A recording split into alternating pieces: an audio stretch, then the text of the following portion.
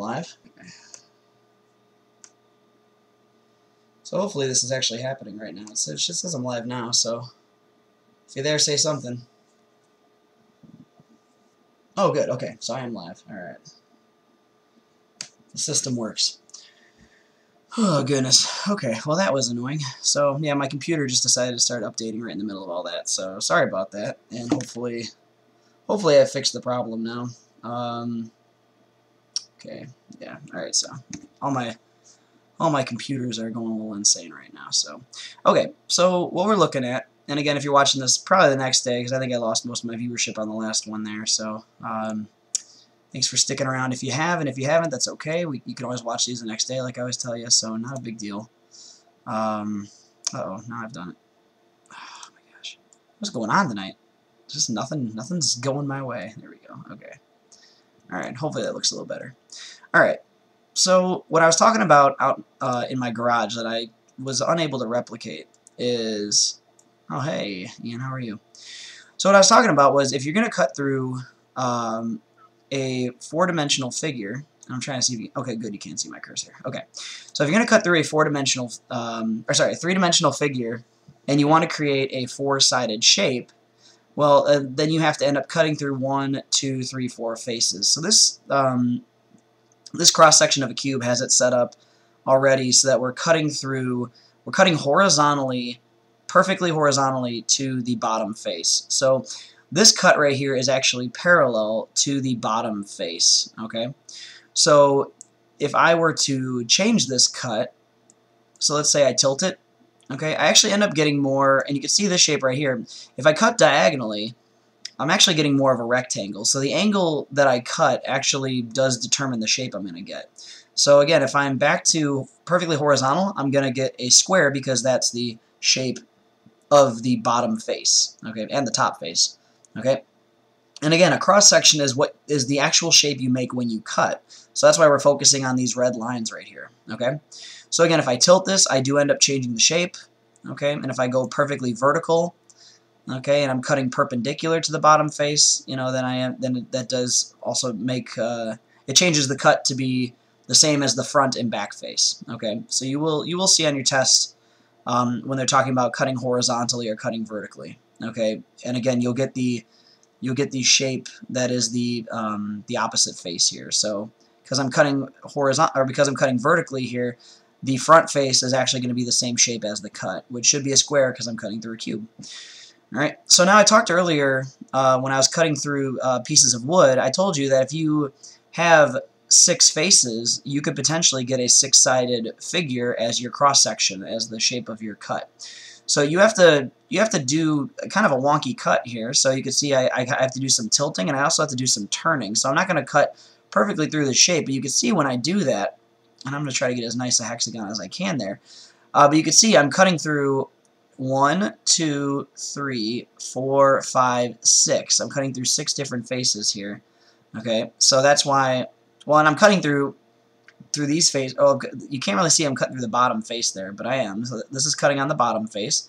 This is cutting on the side face here. This is cutting on the back face. This one's cutting on the top. This one's cutting on the back face that's facing away, and then this one's cutting on this front one here. Okay, so as long as I'm cutting through all 6 of the faces, I get a 6-sided figure. Okay, so then on that note, you can't have a 7-sided figure cut through a cube because the cube only has 6 faces. So no matter how I turn this or tilt this, I'm never going to get a 7-sided figure. Okay, I'm never going to get an octagon. Okay, because I don't have enough faces of the cube to cut through. Okay, but you got to keep in mind too that even though this is a very ugly hexagon, this is still a hexagon. It has 6 sides. So we can call it a hexagon. Okay, so the other thing is I can still cut through 5 faces of the cube. Okay, so you can see here too, as I turn, I actually end up getting a very slight parallelogram. Okay, I mean, well, no, yeah, like right there I do, and you can see that it's slanting both these ways here. Okay, but if you turn the cube, or if you turn the cut, and you tilt a little differently, you can end up getting a pentagon too. I just got to figure out how to get it. I'll get it eventually. Oh, right there. Okay. So right here you can see I haven't cut through this shape here, but I do have another side here So I have 1, 2, 3, 4, 5 sides. So it's an ugly pentagon, but it's a pentagon nonetheless. Okay, and I can again manipulate where my cut is. So now I'm cutting down further. I can tilt this. So now I'm getting more of like a trapezoid figure there. Okay, and I can, oh, there we go. So now I've got, again, it's an ugly pentagon, but it's a pentagon. Okay, but again, I got 1, 2, 3, 4, 5 sides. So when I cut through the cube, the shapes that I got, I was able to get a pentagon. I was able to get a trapezoid if I cut the right way. I was able to get a hexagon. And again, if you want a three-sided figure, again, the same rules apply. You just have to cut through 3 sides. Okay, so if I tilt this a little differently, if I turn this, let me see if I can, I don't know what that does. I guess that's not doing anything with the way I'm doing things. Hold on. Let's try this. Let's tilt it. Let's turn it. Okay, and let's bring it up. Okay, there we go. Okay, so right there. So I'm cutting through. I wish I could turn. Oh, I can turn this. Cool. Okay, so you can see I'm cutting through 3 faces of the cube. So now I'm going to get a 3-sided figure. So that's how I get a triangle. Is I just cut a corner off because I can get a 3-sided figure by doing that. So like, okay, let's see. Do you think we'll do well on this test? Well, I mean, I hope so. That's kind of my goal. And I know that's Mrs. Steffens and Miss Fitzgerald's goal as well. I mean, you guys got to realize, and I've said this a couple times, like, we're on your side. We want you to do well, okay? If we're doing our job and we're providing you with all these resources, then there's no reason you shouldn't do well as long as you're putting in your effort. So, and being on the stream tonight and even watching it the next day, those are both examples of putting in the work, okay? Sorry, I got a little shaky cam going on here. My camera's kind of flopping around. But anyway, I mean, I think you can do as well on this test as you want to.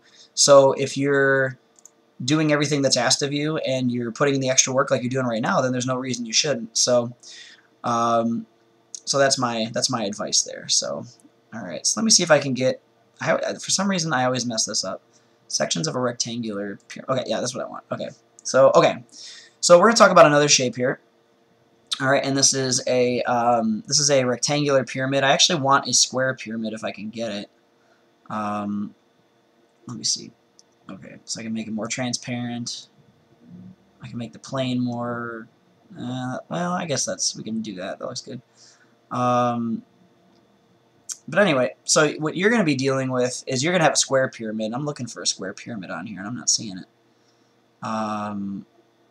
Sections of pyramids and okay. Well, I'll work with this. That's fine. So we're going to do the same thing, and there will be some talks about pyramids and cutting through them. So you now have a 5-sided figure. So on that note, you have to think, what is the largest sided 2-dimensional figure I can get by cutting through a 5-faced 3-dimensional figure?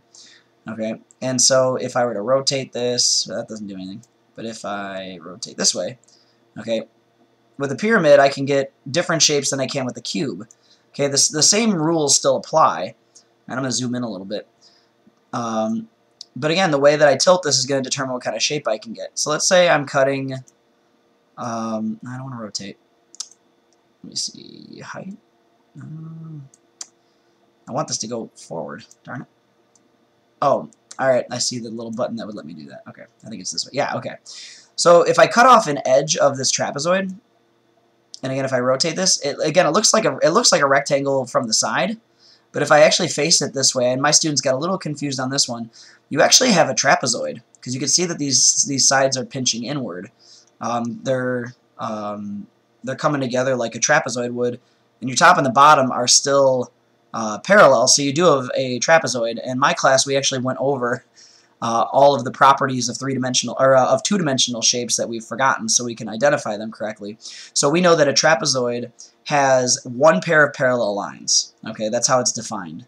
So if it has 1 pair of parallel lines, and the other pair of lines is not parallel, you have a trapezoid, no matter how ugly it is. Okay, this is actually a pretty nice looking trapezoid. Okay. So anyway. So with a 3D pyramid, or with a, I'm sorry, I'm a little tired if I'm mixing up my words here.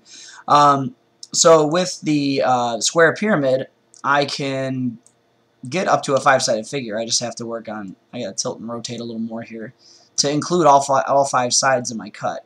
Okay, so give me a second, I'm working on it. Okay, there we go, I just zoom out a little bit. Okay. There we go. Alright, so let's rotate this. What am I doing? What's... Oh, okay, never mind. I figured out what I'm doing wrong. There it is. Okay, I wasn't even cutting through it. Okay, so I can get a square, just like, and again, pretend it's a square pyramid. I couldn't find the square pyramid, but I can get the same. I can get a similar shape to my base just by moving the plane up or down. Okay, so if I have a four-sided figure for my base, by sliding this up or down, I can. I'm including the four triangles of the pyramid, so I'm going to get a four-sided figure. All right, if I tilt this, which hopefully lets me do, there we go. Okay, if I tilt this to include, there we go. Okay, so if I tilt this to include all the faces, I can get a 1, 2, 3, 4, 5-sided figure. So from this rectangular pyramid, I can get a pentagon. All right, and I'm trying to see if I can. Oh, okay, there you go. So I was trying to rotate that so you can see it a little better. So, and again, the shape that we want to look at is we're looking at this dark shape here. I'm trying to make the shape a little more opaque so you can see through it, or more transparent. There you go. Okay, so again, it's the cut. It's the shape of the cut that we're making that we're trying to identify. So in this case, it's a pentagon. Okay, but again, I have to slice at a kind of weird angle to do that, to include all the shapes, or to include all the faces of the pyramid. But as long as I do that, then I can get the shape I'm trying to get. So I can get a pentagon. I can get a rectangle. We saw. It looks like I could even get like a kite and get a kite. If you know how to, a kite means that the two sides next to each other are congruent, and you won't have to identify that on your test, but I mean we do get another type of quadrilateral from this. And again, you can get trapezoids. Again, if it's a square pyramid, you should be able to get a square. So basically what we're looking to do on this test is being able to identify the shapes properly based on these cross sections. So what I'd recommend doing, and I know that this link to GeoGebra has been shared in your Google Classrooms from whoever your teacher is, and if you're trying to figure out what shapes you can get, this is it's a great tool to play around with. So I'll be giving this test on Wednesday. So between now and Wednesday, I think it's worth coming on to this site, and I'll put these links back on my my Google Classroom page, and just play around and see what kind of shapes you can get. You can go back to the cube. And you can play around with the cube and figure out how to get the different shapes you want. This isn't the best one apparently.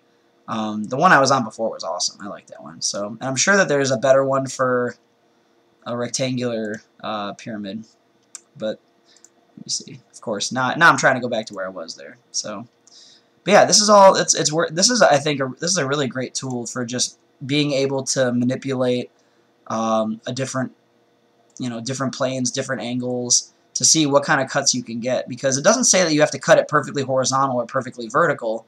Sorry, perfectly vertical, perfectly horizontal. Okay, you don't have to cut it that way. You can cut it in any which way you want to get the desired shape that you're asking for. So again, the test will ask you, what shapes can I when I cut through a cube, what shapes can I get? So based on tonight, you want to be able to walk away saying, well, I can make a six-sided figure by cutting through a cube because the cube has 6 faces. So I should be able to cut through all 6 faces and get myself a hexagon, a 6-sided figure. Okay?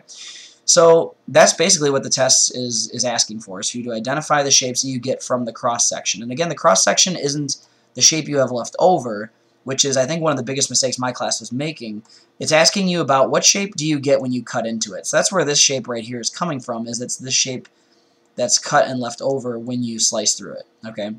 And as much as I wanted to get the samurai sword out, and I was gonna do it, I got talked out of that one, so I decided not to. So, but I got some power tools out in the other video. So feel free to look between both videos. And again, this one's a little more straightforward. That's probably why we're not getting a whole lot of questions on this one. But that's pretty much it. I mean, that's pretty much all I'm gonna go over tonight. That's why it was a shorter one. It would have been over at 8:30 if I had gotten things figured out sooner. But I assume a lot of you are watching this the next day anyway, based on the viewership I have here, which, that's good. I'm glad you guys are tuning in. So, but before I go, do you have any questions or anything you want me to go over? I've got a couple minutes if there's something specific you'd like me to talk about before I hop off. So I'll give it a minute, and if no one says anything, I'll say goodnight, and, we'll just pick up tomorrow where we left off. Going once. going twice. Alright, well, this video will be here afterwards if you want to watch it again. Will we have to do stuff from the Mathia? Okay, good question. So Mathia has a few cross-section lessons, but the further you get into that 6th module, which is the last one that you should be on right now, you'll get a lot of area and volume. So you might you'll get surface area and volume. So the volume of a prism, I'm sure you're getting stuff like it's the area of the base times the height. That stuff you won't have to do for this test. You'll have to do it for the next test. Okay, yeah, so I know that's probably caused a little anxiety when you see that on Mathia and you see shapes, finding volume, finding surface area. That will not be on this test. This test will be a little shorter. It won't be too many questions. Yeah, there's only 10 questions. I see someone mention that. So again, that's going to be focusing on cross sections, which is why that's the only thing I went over tonight. But trust me, I will do a video again soon for volume and for surface area. And I know that surface area is something that students have a tough time with. So this one just focuses on what kind of shapes can you make when you cut through a 3D object. And the 3D objects are going to be the cube, a rectangular prism, and a triangular square pyramid. Sorry, a square pyramid. I want to say, yeah, I think that's. I'm gonna leave it at that. There might be some other shapes that I'm not recalling at the moment, but I think those are the only 3 major ones you have to worry about. So, and based on this, you should be able to figure out just about any shape once you get the visual. And again, geometry is a little more visual. I know that some of you guys might have done really well on the algebra test that we took, and then you come back and now it's geometry, and it uses a different part of your brain. So if you're a little bit more logical, mathematical, like you're good with numbers and seeing how to manipulate numbers, and all of a sudden you're having a hard time in math, keep in mind that geometry is a lot more visual and requires a lot more abstract thinking. You have to think outside the box a little more. You have to picture things, maybe even have to draw things. And so students who are typically more visual spatial learners, like better with drawing things out, better with visualizing things, they're probably having a great time right now, and they're laughing at all you guys that were acing the algebra test, because usually I kind of see a flip-flop with students where they have a harder time with geometry, but they were rocking algebra, or they were getting killed in algebra, but all of a sudden they're like, oh, I get this. I understand math all of a sudden. So geometry is a little bit different. So definitely don't be discouraged if you're having a hard time with geometry. It's just not the way your brain typically works is what's probably happening. So yeah, and that's how I was too. I love algebra, and algebra makes so much sense, and geometry was tougher. I was able to get better at it when I accepted that maybe it wasn't my strength. And so I had to study more than I ever had to in math, which, again, I wasn't used to studying math. I was just, that math was my thing. But all of a sudden, geometry shows up, and I have no idea what's going on. So I had to study more, and I had to look at things differently. Again, that's where the Play-Doh helps. I'd make things with Play-Doh and, mess with it that way. So I had my class do that because I thought that was really helpful to have that in your hands. So if that's what you got to do to get through geometry, it's what you got to do. So, like anything else in life, if it's important to you, you'll find a way. Otherwise, you'll find an excuse. So... And I don't accept any excuses, and not a whole lot of other adults do either. So figure out what you need to do to be good at this. And, again, any of your teachers, happy to help you out.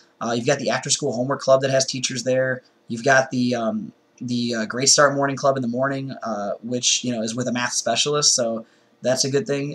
Take advantage of that as well if you need some extra help with this. And, again, any of your teachers I know would be happy to do so as well. So, all right, guys. Well, I'm going to sign off for tonight. Hopefully this was helpful.